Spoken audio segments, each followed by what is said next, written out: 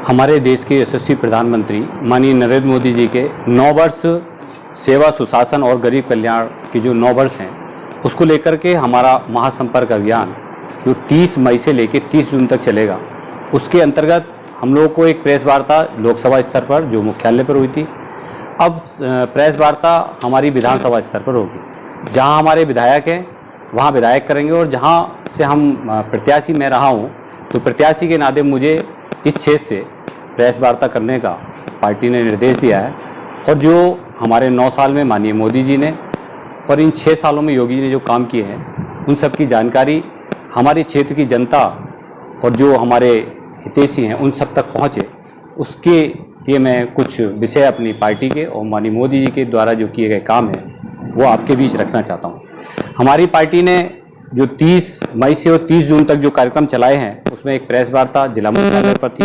उसके बाद वरिष्ठ कार्यकर्ता बैठक जो हमारी विधानसभा स्तर पर है, प्रबुद्ध सम्मेलन है, सोशल मीडिया वॉलंटियर जो जिला स्तर पर, व्यापारी सम्मेलन, विकास तीर्थ अवलोकन जो हमारी पार्टी ने 6 साल में जो योगी जी के नेतृत्व में और मोदी जी के 9 साल के नेतृत्व में जो जिले में काम हुए हैं, उन कामों का क्षेत्र के सभी जनप्रतिनिधियों को उसका विकास तीर्थ यानी जो विकास के काम हुए हैं उन सबको दिखाने का निर्णय लिया है। उसमें हमारे बिलासपुर क्षेत्र में बहुत बड़े बड़े काम हुए हैं। 1200 करोड़ से एक बिजली घर बना है, नहर, पुल, नाली, सड़कें ये सब बनी है, और हमारा जो मंदिर है रठवंडे का, उसमें भी जीर्णोद्धार करने का काम हुआ है। हमारे संयुक्त मोर्चा सम्मेलन जिसमें हमारे 6 मोर्चे हैं, युवा मोर्चा, किसान मोर्चा, अनुसूचित मोर्चा, अल्पसंख्यक मोर्चा और पिछड़ा वर्ग मोर्चा, किसान मोर्चा, ये सारे सम्मेलन का एक संयुक्त मोर्चा सम्मेलन जो विधान स्तर पर किए गए हैं वो भी हमने किए हैं। एक जनसभा है जो 20 तारीख को, जिसमें हमारे प्रदेश या केंद्र का कोई बड़ा लीडर, केंद्रीय मंत्री उस कार्यक्रम में आएंगे, वो हमने रामलीला मैदान सिविल लाइन पर रखी है, वो 20 तारीख को होगी, जिसमें बड़ी संख्या में पूरे जनपद के सभी वोटर्स और कार्यकर्ता उपस्थित रहेंगे। लाभार्थी सम्मेलन जो हमारे विधानसभा स्तर पर है, संपर्क से समर्थन, हम प्रत्येक वोटर से संपर्क करने का हमारे बूथ स्तर तक हम लोगों ने एक डाटा तैयार किया है। फिर योग दिवस और घर घर का कार्यक्रम हमारे यहाँ है। हमारा जो मुख्य उद्देश्य है हमारी सरकार का, बिजली, सड़क सुरक्षा, सुशासन और स्वास्थ्य है। माननीय मोदी जी के नेतृत्व में जो 9 वर्ष में अंत्योदय का मूल मंत्र के अंतर्गत प्रधानमंत्री गरीब कल्याण अन्न योजना के अंतर्गत 80 करोड़ लोगों को मुफ्त राशन देना, प्रधानमंत्री आवास योजना के अंतर्गत 3 करोड़ गरीब परिवारों को पक्का घर देने का काम मोदी सरकार ने किया है।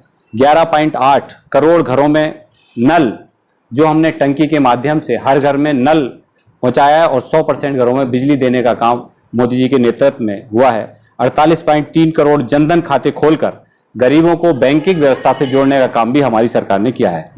प्रधानमंत्री स्वनिधि योजना के अंतर्गत 34 लाख रेहड़ी पटरी वाले जो गरीब मजदूर हैं उनको 10,000 रुपये का ऋण देकर उनको अपना जीवन यापन करने का अवसर माननीय मोदी जी की सरकार ने दिया है। सशक्त किसान समृद्ध भारत प्रधानमंत्री किसान योजना के अंतर्गत 12 करोड़ किसानों को सालाना 6,000 रुपये की आर्थिक मदद देने का काम, जिसको हम किसान सम्मान निधि के रूप में भी कहते हैं, माननीय मोदी जी ने दिया है।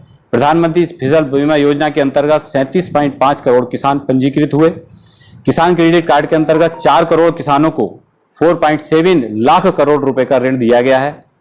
प्रधानमंत्री किसाई योजना के अंतर्गत 57 लाख किसान सम्मानित हुए हैं। नारी तो नारायणी महिला सशक्तिकरण अभियान के अंतर्गत भारत में पहली बार 1000 पुरुषों के लिए 1020 महिलाएं प्रधानमंत्री उज्ज्वला योजना के अंतर्गत 9.6 करोड़ LPG के कनेक्शन दिए गए।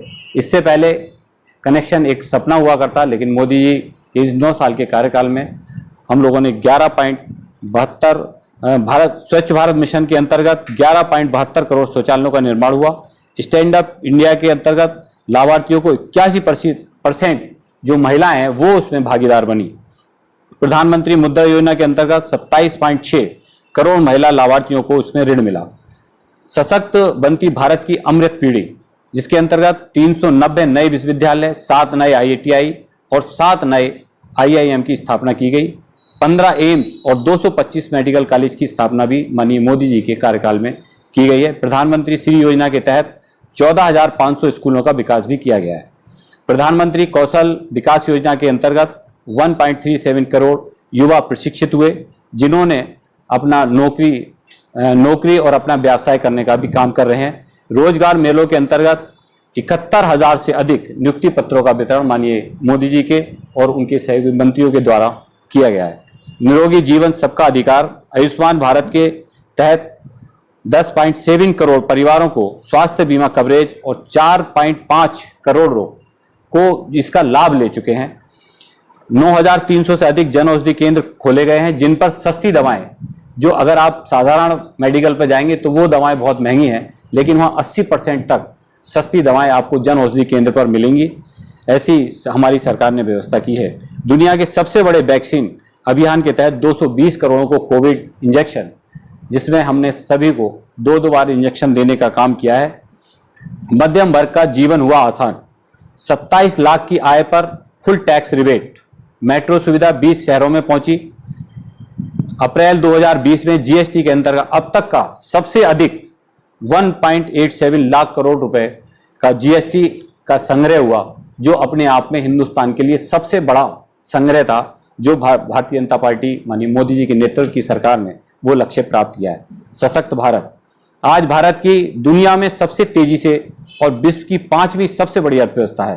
कोरोना काल में वंदे भारत मिशन के तहत 2.97 करोड़ भारतीयों की वापसी सुनिश्चित की और यूक्रेन और यमन से 27,000 से अधिक भारतीयों को वापस लाया गया। धारा 370 के हटने के बाद जम्मू कश्मीर में आतंकी हमलों में आई कमी। वसुधैव कुटुंबकम की थीम पर भारत ने G20 शिखर सम्मेलन 2023 की अध्यक्षता भी संभाली। डिजिटल लेन देन में आज भारत विश्व का सबसे बड़ा देश बन चुका है। बुनियादी ढांचों का अभूतपूर्व विकास, 2014 से अब तक परिवहन और राजमार्ग बजट में 500% की वृद्धि की गई है। राष्ट्रीय राजमार्गों के निर्माण की गति में 208 की वृद्धि और 12 किलोमीटर प्रतिदिन से सड़क बनकर 37 किलोमीटर प्रतिदिन हुई है। हवाई अड्डों की संख्या दोगुनी होकर 74 से 148 के आसपास हो गई है।